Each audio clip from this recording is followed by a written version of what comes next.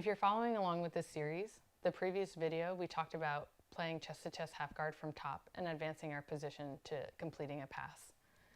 In this video, we're going to look at what the bottom player should be doing here in order to prevent that pass from happening.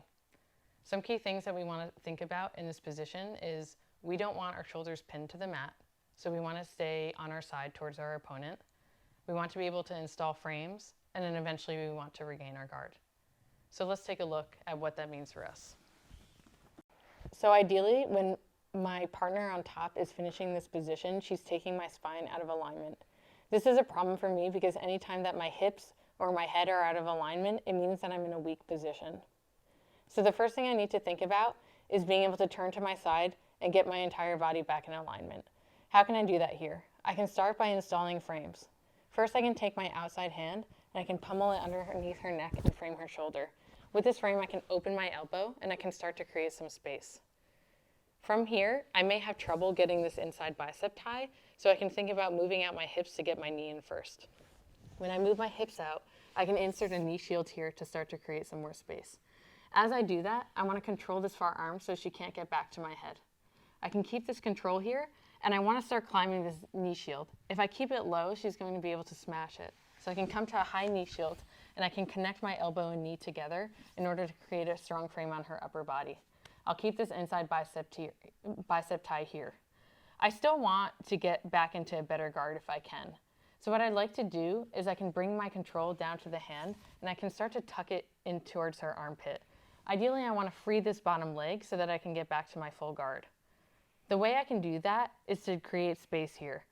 I can do that by off-balancing her. So what I can do is I can upgrade this hand to a collar tie on her head, and because I can keep this tucked to her hip, I can off-balance her here. If she doesn't catch her posture, she's going to fall. So the most likely scenario here is that she opens her knee. When she opens her knee, I can pull my bottom leg out, and now I'm back in a full guard. I can square up, and I can start getting back to my guard attacks again. So one more time in that position. I'm out of alignment here. So my goal is to get on my side and face towards my opponent. The way I can do that is by installing frames. I come across, I frame the shoulder. If I can get this hand inside, I can use both, but oftentimes this is tight and I'm not able to get underneath. So what I can do now is I can hip out so I can get my bottom knee in. Now I can start to open that knee so I can make a high knee shield as a frame. Connect my elbow and knee, and I'm controlling this so she can't get back on my head. I can slide my control to the hand, start to tuck that towards her armpit. If I can take my leg out for free, I can do that. But if she's pinching here, I need to create space. I can do that by putting a collar tie on her head, tilting her, she opens her base, I can pull my leg out, and I can work back towards my full guard. So what are our key takeaways in this video? Ideally, we're always working back to our full guard so that we are in a safe place to attack our partner.